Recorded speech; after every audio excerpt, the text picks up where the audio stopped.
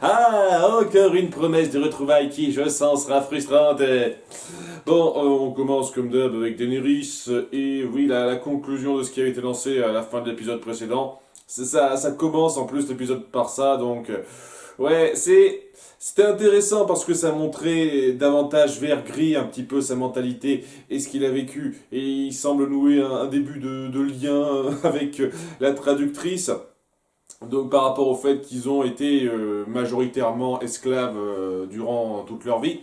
Donc c'est bien, et puis on voit un petit peu l'approche, la tactique de Daenerys qui est mise en place lorsqu'ils se font un petit peu à l'intérieur de la cité avec d'autres immaculés pour ameuter les gens en leur disant que c'est plus important d'être libre que d'espérer vivre. Ainsi, il leur amène des armes pour qu'ils se soulèvent et la cité est prise. Et Daenerys est une fois de plus acclamé pour avoir libéré le peuple. C'est intéressant. Après, voilà, c'était complètement amorcé à la fin de l'épisode précédent. Et comme je l'ai dit, on aurait pu s'arrêter là et on aurait pu comprendre tout de suite qu'elle avait attrapé le coin, qu'elle s'était emparée du coin, entre guillemets, et ça aurait été pareil. Mais c'est bien, ça met en avant vert gris, c'est un personnage sympathique, donc ça allait. Et puis après, il y a elle qui se venge un petit peu pour ce qui s'est passé dans l'épisode 1, lorsqu'ils ont cloué des jeunes enfants esclaves, j'imagine, lors du chemin vers leur cité. Elle se dit merde, ben, on va leur faire ça aussi. Et ça appuie un truc qui me pose un petit peu souci depuis quelques temps. J'en ai déjà parlé dès la saison 1, ça. Le fait que l'univers se montre cru pour montrer à quel point c'est impitoyable, etc. Et souvent, c'était pas trop gratuit, quoi. Souvent, ça avait un but. Et depuis quelques temps, je trouve que ça a perdu ce but-là.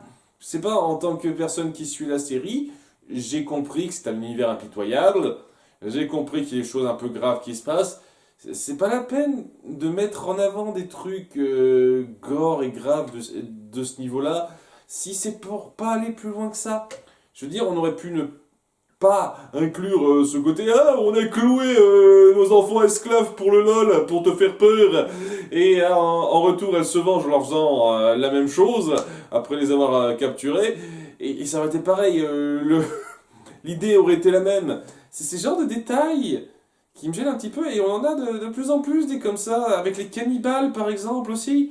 Je veux dire, je vois pas l'intérêt d'en faire des cannibales, plus t'en faire des gros violents et puis ça suffit. Mais non, non, non, il faut qu'ils soient cannibales parce que... ouah, je trouve ça grossier de rajouter ça quand ça n'a aucun but, ça n'appuie rien, à part regarder Choc. Ben, ça me choque plus trop puisque j'ai suivi la série jusqu'à cette saison. Et donc, l'aspect choc, il s'amenuise pas mal, hein. Et surtout, ouais, ça fait perte de temps et grosse gratuité. Et qui est dommage. Il faut mettre en place ce genre de moments graves et crus quand ça apporte quelque chose. Sinon, je trouve que c'est une perte de temps de mauvais goût presque. Presque. C'est dommage. Si ça continue dans cette vague-là pour le reste, je vous cache pas que ça amoindrira grandement l'immersion, pour ma part. Enfin bon, c'est... En dehors de ça, c'était un bon moment de consécration, un de plus pour Daenerys. Voilà, elle gagne de plus en plus en force et en popularité. C'est cool. Alors du côté de Jon Snow, il va se passer beaucoup plus de trucs. Alors qu'il se retrouve à Château Noir en train d'essayer d'entraîner les autres, on voit que le garçon qui était venu les prévenir après que son village a été massacré, Oli, s'est un petit peu intégré et a un petit peu envie de participer au combat. Ouais, je veux m'entraîner, je veux porter des armes aussi. Et on lui dit non, non, non, non, non, reste dans ton coin. Tu t'es pas capable de faire ça. J'ai le sentiment que ça va rebondir sur quelque chose par la suite. On voit aussi qu'il y a un conflit entre Jon Snow et le commandant du coin, Torque, qu'il a en grippe depuis le début de la série. Et donc, maintenant que Mormont n'est plus là, il hésite moins à s'en prendre à lui. D'autant plus que, oui, techniquement, il a été désigné comme intendant. Et donc, il devrait pas avoir à s'occuper de l'entraînement des gardes, en dépit du fait que c'est l'une des meilleures lames du coin. Mais c'est pas grave, hein. On s'en fout de l'efficacité. Moi, ce que je veux, c'est faire taire ce petit connard que j'aime pas. En gros. Et ouais, il va y avoir ce genre de truc, il peut pas le piffer, et donc il veut se débarrasser de lui. Il y a aussi cette espèce de jugement de popularité. Genre, on l'aime pas, mais on aime beaucoup Jon Snow, et il a peut-être légèrement peur que on veuille que ce soit lui qui les dirige et plus Torque. Sans doute, sans doute. C'est pour ça qu'au bout d'un moment, il finira par se dire, ok, on va accepter la proposition d'aller s'en prendre à au coin qui était occupé par Craster, mais qui est maintenant occupé par les soldats mutins qui l'ont tué lui et le commandant Mormont. Donc il se dit ouais, ce serait une bonne occasion de pouvoir peut-être se débarrasser de lui, c'est pour ça qu'il finira par l'accepter. On verra aussi qu'il y a une nouvelle recrue qui s'appelle Locke, et oui Locke, le fameux soldat aux ordres de Bolton, qui apparemment a suivi les recommandations de Bolton et de Ramsay d'enquêter auprès de Jon Snow. Hein, donc il a suivi leurs ordres pour pouvoir s'infiltrer un petit peu et faire copain-copain avec Jon.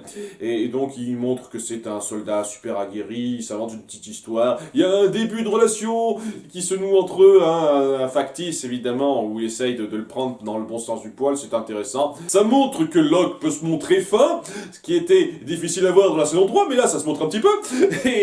Et ouais, quoi, c'est intéressant ça, c'est intéressant ce petit truc-là. On verra une petite scène où John et Sam ressasseront un petit peu sur la situation et le fait que déjà Sam a peur pour Vert parce qu'il, en fin de compte, il l'aura laissé ailleurs que dans l'enceinte de Château Noir et le village où il l'a laissé risque de se faire attaquer. Oui, ça me paraît un peu évident, mais il essaye de le rassurer, Jon Snow, en disant, tu sais quoi? Et elle risquerait aussi à Château Noir, en dépit du fait qu'ils essayent clairement de raser les villages aux alentours pour faire un petit peu peur. Mais ouais, elle risque clairement plus à Château Noir. Clairement, clairement. Alors que non, je suis désolé, à court terme, à long terme, c'est clair et net que Château Noir risque de se faire avoir, mais les villages aux alentours, à court terme, c'est ceux qui risquent, et c'est ceux qui seront à peine défendus et qui vont se faire massacrer. Bien sûr qu'elle craint beaucoup plus pour sa vie là où elle se trouve, c'est logique. Mais bon, hein, on part sur ta logique, et il essaye un petit peu de relativiser, entre guillemets, en faisant un parallèle avec ce qu'il a accepté de laisser avec Bran. C'est bien de mettre ça sur le tapis parce que j'avais peur qu'ils le disent pas, mais ouais, ils ont discuté de Bran hors champ, et il a dû vraiment hésiter pour rester ou pour partir à sa recherche, mais il a fini par rester parce qu'il a jugé que c'était plus important quand même de prévenir pour ce qui se passait avec les marcheurs blancs et les sauvageons surtout. Et donc, ouais, à nouveau, j'adore cet aspect plus réfléchi qui a un peu appris à comprendre les responsabilités de la part de Jon Snow dans cette saison 4. Cela étant, ouais, il essaye de faire quelques hypothèses, de supposer un petit peu où pourrait se rendre Bran, où pourrait se trouver Bran, et ils se disent que ouais, il y a des chances qu'il se retrouve près de la propriété de chez Craster, et qui a été donc occupée par les soldats mutins. Hein, donc il a un petit peu peur pour ça, et ça tombe bien, puisque c'est juste après ça qu'on lui propose que Torque lui dit c'est bon, j'ai accepté, tu peux partir. Hein, c'est pas parce que j'ai envie de me débarrasser de toi et que j'espère que tu vas crever, vas-y. Hein. Et donc il fait son petit discours pour rameuter les troupes en disant les enjeux et ce que ça représente, etc. Bon, discours bien foutu, j'ai bien apprécié. Et il arrive à en convaincre quelques-uns, surtout ses proches. Et il y a Locke qui suit parce que il a un petit peu entendu la conversation avec Sam et se dit ouais, il y a moyen qu'on trouve Bran là. Et donc que ça joue un petit rôle, qu'on puisse le shipper, j'imagine. Donc ils sont partis et on va se centrer très grandement du côté de chez Craster, ce qui n'est plus chez Craster, mais il y a deux mecs en particulier qui sont mis en avant. J'ai le sentiment qu'ils n'ont pas tardé à crever, je vais pas prendre la peine de retenir leur nom. Mais voilà, le Trou-Duc qui règne un petit peu là, qui est le nouveau chef, et le connard qui a tué Mormont dans le dos, qui est un petit peu son larbin numéro 1, qui doit gérer certains trucs. Donc on voit qu'ils traitent super mal les femmes du coin. Mais on voit qu'ils essayent de suivre un tout petit peu les coutumes lorsque, comme par hasard, il y a un enfant de Craster qui naît par une des femmes qui s'avère être un garçon, donc il faut le donner aux marcheurs blancs, le donner aux dieux. Enfin, elles ont été complètement conditionnées pour ça, les femmes du coin, et il se dit, ok le mec, vas-y mon larbin, mets-le à l'endroit prévu pour que les marcheurs blancs viennent le prendre, hein. On va pas gâcher une coutume, hein, on va pas s'apporter trop de problèmes. Et ouais, donc c'est ce qu'il fait, tout en narquant le loup qu'ils ont capturé, donc Fantôme, le loup de Jon Snow qu'ils ont capturé. Il s'est laissé faire, je sais pas trop, je comprends pas pourquoi ils l'ont pas tué en fait. Est-ce qu'il était censé être capturé dans le bouquin ou pas? Parce que je trouve ça bizarre, quoi, qu'il le garde. Et il y a même le mec, là, le larbin, qui dit hey, si on le tuait, je veux dire, je me mets à leur place. Enfin, j'essaye de me mettre un petit peu à leur place dans leur mentalité. Je veux dire, et quoi, il leur sert le putain de loup, quoi. Après l'avoir enfermé comme ça, s'il a bien la rage contre quelque chose, c'est vous. Hein, donc si jamais il venait à sortir de là, vous avez des chances de l'avoir dans l'os. Et ouais, donc vous pouvez pas l'utiliser comme chien de garde d'une certaine façon. Je comprends pas. Je comprends pas pourquoi Fantôme est encore en vie si vous le détenez. C'est un petit peu bizarre. C'est histoire de mettre en avant un petit peu ce qui va se passer, puisqu'on va voir Bran, on va passer à Bran qui est donc pas loin, et qui décidera, qui après avoir entendu quelque chose, certaines choses, décidera d'enquêter en prenant le contrôle de son loup. Son loup se fera prendre dans un piège, donc ça le sortira de sa transe. C'est ça qui l'amène à vouloir enquêter de plus près, puisque son loup a vu Fantôme et se dit qu'il se trame quelque chose là. Il voit le camp Lannister et se font vite capturer parce que sont pas très discrets en fait compte. Je sais pas, après avoir passé toute une saison à se montrer discret sans se faire voir, etc., qu'ils se fassent capturer comme ça super vite, c'est un petit peu dommage, un petit peu décevant de leur part quand même. Mais voilà, donc Hodor se fait railler et traiter comme une merde, comme une espèce de bouffon de foire par les autres, tandis qu'on en interroge Bran et compagnie. Bran qui finit par donner son nom parce qu'il veut pas que ses deux amis soient blessés, et donc ça va être un petit peu la merde, puisqu'ils vont détenir quelqu'un de proche de Jon Snow, et ils risquent de s'en servir, les connards du coin, qui, je pense quand même que d'ici 1 ou 2 épisodes, ils vont crever, hein, la plupart. Là, quand même, vous allez pas me faire un autre coup à la Théon où ils vont s'en tirer d'une façon ou d'une autre, ils vont crever, quoi. Ils vont clairement crever à bout d'un moment. Hein. Tués par Jon Snow, des sauvageons ou autres, mais ils vont clairement crever ceux-là. Hein. Je vois pas pourquoi ils resteraient en vie. Je vois pas, narrativement parlant, comment on pourrait amener ça de façon intéressante. Hein, en tout cas, ouais, ça c'est terminé. Donc ça promet quelque chose pour la rencontre entre l'équipe qui vient s'en prendre à eux et donc... les connards de mutins, et on voit un petit peu ce qui est arrivé au garçon, là, au bébé qui vient de naître, qui a été offert au marcheur blanc. Donc il y a donc un marcheur blanc qui est venu le prendre. Ils sont des espèces de Stone Age personnels. Ils l'amènent à leur petit Stone Age, et ouais, ils font une espèce de rituel qui fait qui se transforme lui-même en marcheur blanc. Et alors, visuellement, c'est assez prenant, mais ouais, ça m'apprend pas grand-chose. Hein. Je me doutais bien qu'il se passait quelque chose de ce type-là. Hein.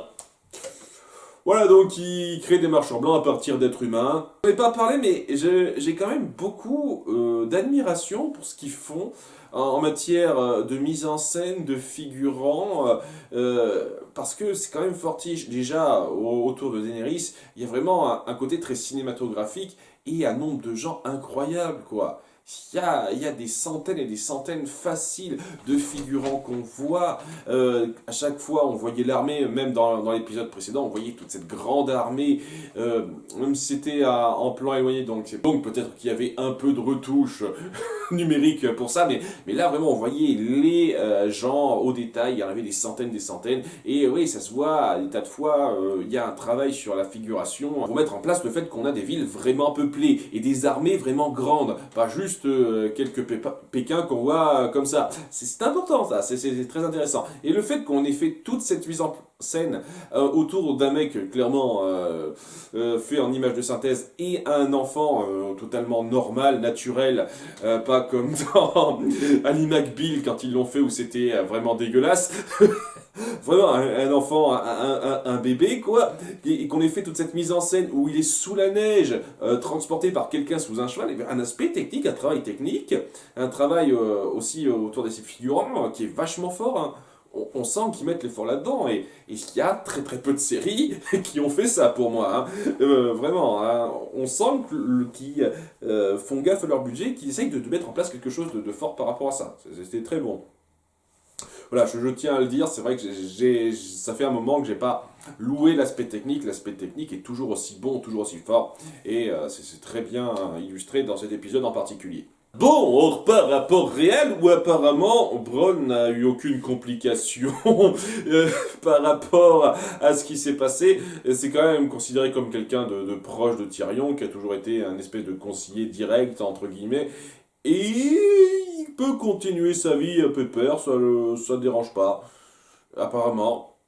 C'est un petit détail, mais bon, voilà, il continue d'entraîner Jaime qui a pris le coup de main, et il continue d'être là, d'avoir sa vie. C'est un petit peu bizarre, alors qu'on a montré dans l'épisode précédent qu'il fallait que Podrick sache s'émanciper un petit peu de Tyrion, parce que s'il se rattache trop à Tyrion en étant vraiment fidèle à lui, ça risque de mal tourner pour lui. Donc il y avait un moment très fort là-dedans dans l'épisode précédent, j'en ai pas parlé en détail mais je tiens à le préciser, quoi, c'était un bon moment autour de Podrick, et par contre Bronn, non, apparemment. Il peut continuer de vivre ici, ça ne dérange pas, semble-t-il. Ok, c'est dit. Ils ont une petite conversation avec Jaime, un rappel à la saison 1, donc ça fait toujours plaisir ce genre de choses, où il a raconté la fois où ils se sont rencontrés aux Airiers, et où Tyrion avait demandé qu'il soit son représentant dans un duel judiciaire. Sachant que, j'espère vraiment de tout cœur qu'on partira pas sur cet échappatoire-là pour régler le problème de Tyrion. Parce que ouais, ça donne l'impression que le procès qui arrive, ce sera un procès en bonne et due forme une fois de plus. C'est pas juste pour m'en sortir, j'appelle quelqu'un pour se battre à ma place. Il va y arriver, donc je serai libre, hein, j'aurai plus aucun problème contre moi. J'espère que non, une fois de plus, hein. J'espère vraiment que non. En tout cas, ils racontent leur rencontre aux Airiers, comme quoi la première personne qu'il a voulu choisir, Tyrion, c'était pas Bronn, mais c'était son frère Jaime, parce qu'il avait vraiment confiance en lui. Et donc c'est histoire de le pousser à vraiment aller lui parler, aller le voir en prison pour qu'il discute un petit peu de ce qui se passe. Et il y a vraiment un bon moment fort entre ces deux-là qui reflète bien ce qu'on avait vu, le peu qu'on avait vu malheureusement dans la saison 1. C'est-à-dire que si Tyrion est vraiment froid avec une bonne partie de sa famille, s'il y a bien quelqu'un qui a un peu d'estime pour lui, avec qui il a un peu de complicité dans sa famille, c'est son frère Jaime. Et là, c'est bien de le montrer un petit peu, c'est un moment assez fort, où quand même Jaime ne peut pas se permettre de tout faire pour lui. On voit qu'ils se reconnaissent un petit peu, ils racontent ce qu'ils ont vécu, parce qu'ils ont connu quelque chose de très similaire, ils ont été arrêtés, enchaînés, etc. Et ils se reconnaissent beaucoup. Jaime comprend assez vite, comprend a très bien saisi que ça peut clairement pas être lui, en dépit du fait que Cersei y croit dur comme fer. Et donc Jaime, même s'il comprend son frère Tyrion, peut pas faire grand chose dans sa situation, il peut pas le faire évader de là, parce que ce serait pas trop dans ses cordes, et ce serait peut-être trop dangereux pour lui. C'est-à-dire qu'il est prêt à se mouiller, mais pas trop non plus, faut pas exagérer. Et il prévoit quand même de faire quelque chose, surtout après sa petite conversation avec Cersei, qui montre une fois de plus à quel point elle est devenue totalement une note. Mais vraiment, c'est une note, Cersei, maintenant. Je suis énervé! Je veux qu'on tue les premiers suspects dans le meurtre de mon fils! C'est pas comme si ma vie politique m'avait appris qu'il y avait des coups bas et que les choses étaient peut-être pas forcément aussi simples. Non, non, non, non! C'est forcément Tyrion et Sansa! Faut retrouver Sansa! Faut buter Tyrion! Voilà, c'est ça, Cersei, donc pas intéressant du tout maintenant, hein. Je sais qu'elle est prise dans sa colère, mais punaise, quoi. Non, je suis tellement pas dedans. Elle montre une fois de plus sa jalousie envers Brienne parce que elle croit qu'il y a un truc entre elle et Jaime. Et honnêtement, oui, je préférerais largement qu'il y ait une histoire entre Jaime et Brienne que vous poursuiviez cette histoire entre Jaime et Cersei qui a jamais été sensationnelle non plus, hein. En tout cas, d'un point de vue émotionnel. Vraiment. Donc, voilà, hein, Cersei, bof, hein, et Jaime se rend compte dans sa situation que, étant donné que tout le monde veut s'en prendre à Sansa, et que Cersei tient absolument aussi à ce qu'il s'en prenne à elle, il se dit, ça serait pas mal de tenir ma promesse légèrement en donnant mon épée en acier spécial à Brienne pour qu'elle puisse partir elle-même essayer de retrouver Sansa et la protéger, histoire de pouvoir tenir le peu de promesses que je peux tenir par rapport à ça.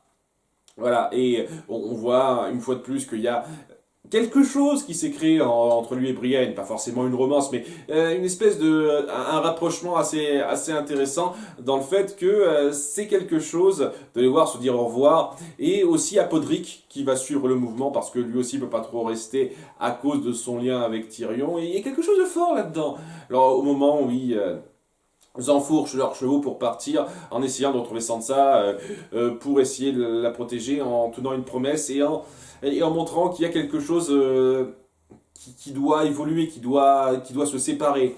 Là, c'était assez fort. Là, j'ai bien apprécié ces moments-là.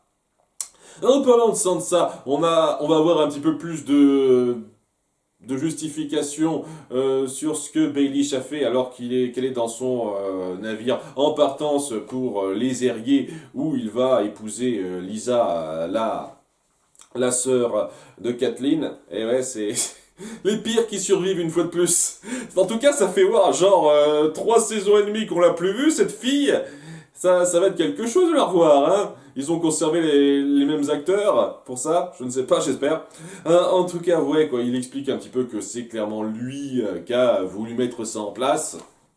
Et qu'il a surtout fait ça parce que les Lannister, ça a commencé à devenir un peu trop compliqué, surtout Geoffrey qui est un allié difficile à contrôler. Et donc, ça va. C'était plus pratique de se débarrasser de lui et de me faire de nouveaux alliés pour ça. Et il explique un petit peu comment ça s'est fait, vaguement. Comme quoi, en fait, ça vient du collier. Le collier, donc le faux collier qu'elle a reçu, qui contenait du poison dans un de ses cristaux, dans une de ses perles. Alors, je sais pas une seule seconde comment ça a pu se faire exactement. Alors, étant donné on découvrira que c'est Olenna qui a fait le coup avec lui, est-ce qu'à un moment donné, lors du mariage, on la voit toucher le collier? Peut-être, je ne sais pas. Je sais, il me semble qu'elle est venue leur parler rapidement, donc ça doit être dans cet instant-là qu'elle a pris le truc. Enfin bref, ça doit être à ce moment-là qu'elle a pu faire en sorte de mettre le poison dans le vin. Sachant qu'une fois de plus, ils n'ont pas testé. Apparemment, Tywin veut juste rebondir là-dessus pour trouver une occasion de se débarrasser de Tyrion, semble-t-il. Voilà, apparemment c'est ça, semble-t-il. Donc il en a rien à foutre de trouver la vraie justice, de punir les vrais coupables. Il veut juste se débarrasser de Tyrion et il a trouvé que c'était une bonne occasion. Ok. Ouh, que de complexité, super. Et donc ça se termine là. Autour de Sansa et Baelish, ouais, on nous donne vraiment les expressions au compte-gouttes. Et il reste plus donc à repartir du côté d'Olenna et de Marjorie, qui sont un petit peu dans leur coin. Olenna qui raconte un petit peu ce qu'elle compte faire. Déjà, elle compte partir parce que elle a plus rien à faire ici. Et elle conseille un petit peu à Marjorie d'agir vite parce que, voilà, elle a beaucoup de talent comme elle avant parce qu'elle a vraiment su manipuler son entourage pour avoir un peu de pouvoir. Et elle se dit que elle est très douée, mais il faut agir vite. Et tandis que Cersei est à fond concentrée sur il faut tuer Tyrion, tandis qu'elle est concentrée là-dessus, et elle peut essayer de manipuler un petit peu Tommen et de tirer son épingle du jeu pour pouvoir être la future reine et avoir un petit peu le futur roi dans sa poche. C'est pour ça qu'elle a cette approche un peu plus tard, très douce, où elle vient le voir en catimini dans sa chambre, parce que c'est pas super bien gardé. Oui, alors là, c'est un truc, je vous cache pas que, ouais, j'ai gueulé un petit peu sur Cersei, mais ouais, je trouve qu'elle a un petit peu raison sur le fait qu'on foute qu'un garde pour surveiller le futur roi, le roi qui est censé succéder au roi mort, quoi. Ouais, attendez les gars, quoi, le roi vient d'être empoisonné. Donc le roi suivant, peut-être faire un peu plus gaffe que ça, mais bon, ok. Elle arrive à se faufiler dans sa chambre pour le prendre par les sentiments, à avoir cette espèce d'approche douce. Vous savez, il faut qu'on apprenne à mieux se connaître et faire un peu différemment de ces autres couples, ces autres mariages arrangés où on se connaît vraiment, on apprend à se connaître vraiment à partir du mariage. Ça serait bien de se connaître un petit peu avant, en le prenant un petit peu à la manière douce, et c'est très intelligent de sa part. C'est un bon petit moment, et ça appuie bien le fait que Tommen est totalement différent de Geoffrey. Après, je le redis, j'espère qu'on va un petit peu retourner la table par rapport à ça. Que à nouveau, ouais, les Lannister sont au pouvoir et on a juste changé Geoffrey qui était un roi Troduc par Tommen, un roi faire-valoir qui va juste suivre bêtement les conseils des personnes qui seront proches de lui, qui seront plus influentes. Et ouais, c'est un petit peu différent, mais ça reste que c'est les Lannister qui contrôlent tout, quoi. Ok, bien. Et sinon, ouais, j'ai pas grand chose de plus à raconter, me semble-t-il. Non, non, non, non, non, non, non, ouais, c'était un épisode bien foutu. Quelques moments un petit peu moyens, surtout comme je l'ai dit, dans cette espèce d'excès de cru. Le personnage de Cersei qui est devenu presque caricatural maintenant et qui perd beaucoup en intérêt personnellement.